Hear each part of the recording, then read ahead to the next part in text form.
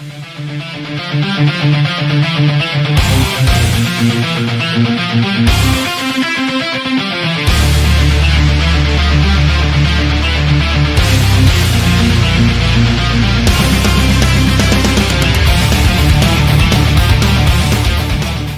guys, you're watching Couch Surfing here with Metal Mats. We've got a very special guest with us right now, Andy from Lord. Andy, hi bro. Hey, great. Thanks for having me. Thanks for joining me.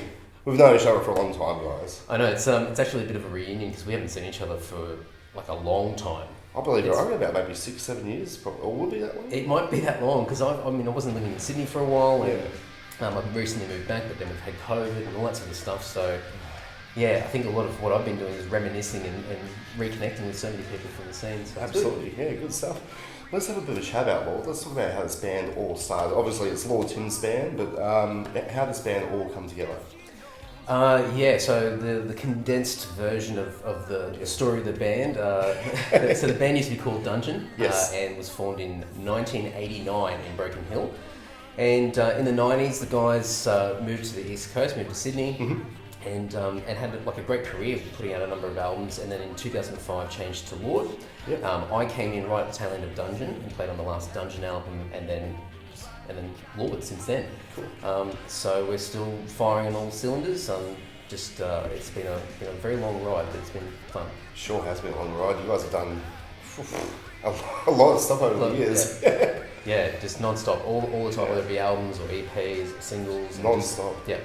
Now, speaking about new stuff, you just released the Undercovers Volume 1 album, so a bit of a mixture of covers on there, a lot of 80s stuff, a lot of surprises too. You've got the John Farnham, Icehouse, Real Life, as well as the heavier stuff as well. What made you come up with this idea to do a covers album? Like, you guys have done covers before, but you released a whole album full of covers. What was the main sort of idea around it? Yeah, I think for, like as you said, we've kind of been known for doing covers over the years. Yeah. And so whenever we would release an album or an EP or whatever it might be, you release it in different parts of the world, and so depending on where it's being released, sometimes they will ask for something unique for their territory. So Japan was always the main example for us, where they would demand a bonus track, or at least one bonus track, because they wanted to make their version of the album more sought after in the Japanese market. So we would include covers and things like that. And so, but over the years, people go, "Oh, I want to listen to that particular cover song," and I'm like, "Well, it's on the Japanese release, so if you can track it down, good luck." Yeah. So we thought, let's try and bring all these covers together that we've recorded in the past, record a couple new ones as well, and put them all together as a compilation, and call it Volume 1, because we know we can't help ourselves.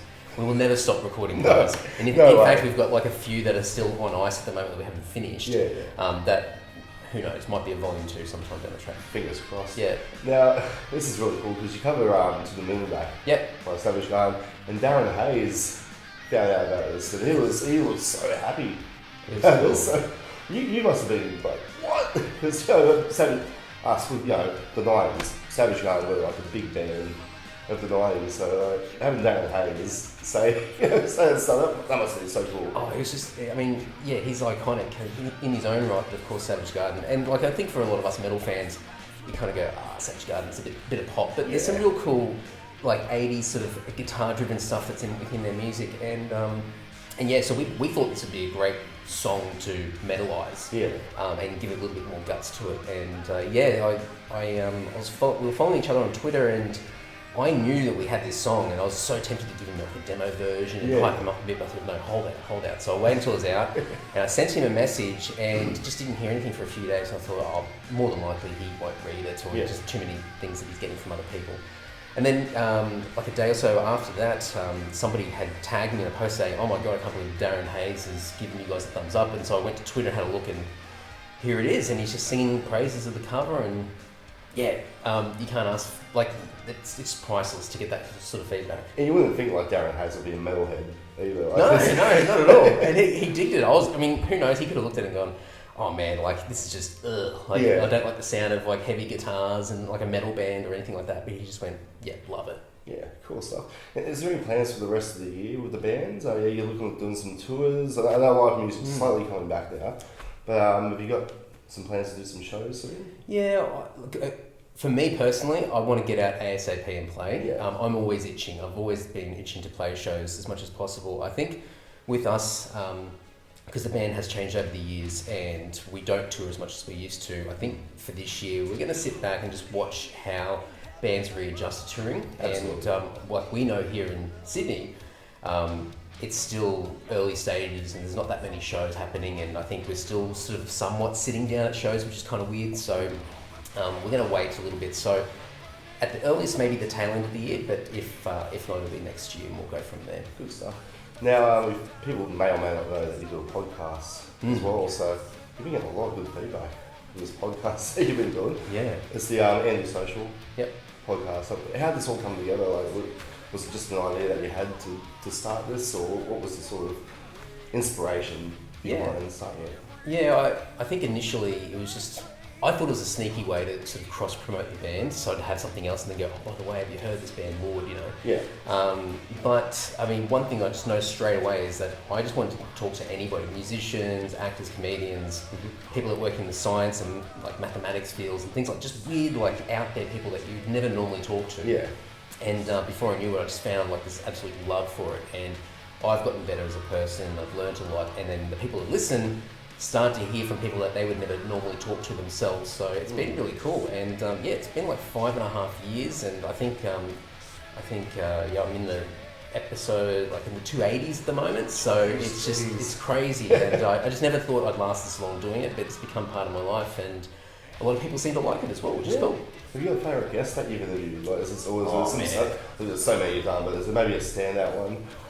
Look, one of the recent ones is, I think it's going to be one for the ages, when we did Ian Griffith's Top Dog, Toppy, and just such a nice guy, and he's so out there, and had such a great response, and he was just so happy with being on the podcast as well. His reaction afterwards was just, it made it all worthwhile. So I think this is a recent one, but I think probably before that,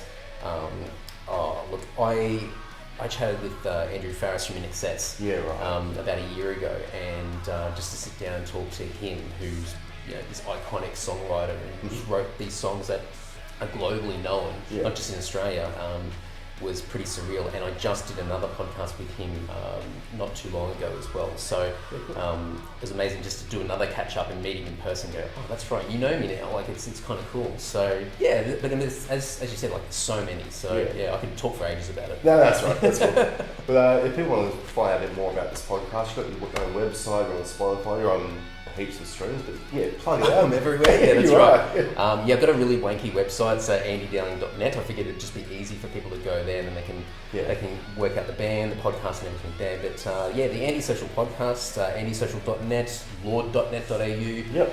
There's it's, if you can't find me or the podcast or the band, there's something wrong with you, because I'm on there all the time. Absolutely. Now, is there any advice that you give out to young musicians that want to follow in the same footsteps as yourself, being in a well-established bands? There's a lot of kids out there, a lot of potential bass players that want to start bands. Is there any advice that you give out to them? I think the big thing is just to not panic and not rush. I think, especially with the way that the internet is now, like you're just constantly getting bombarded with seeing what everybody else is doing, and so the competition feels quite fierce, and I think bands and musicians panic and get quite stressed thinking that they've got to get something out straight away, or get out and play shows ASAP, and there's elements of that are good, but I think just take your time, make sure that what you are putting together is the best that possibly can. Don't shortcut it. And if you want to make this a part of your life, then you've got time on your side. Take your time. Create your legacy. That would probably be my big thing at the moment, because I see that a lot at the moment, where people are really stressed and panicking about just trying to get ahead and hustle because everybody else is doing something. That's right. Some good advice there. Anyway, guys, Andy from Board and the Andy Social Podcast. Thanks for this, bro. Thank you. Cheers.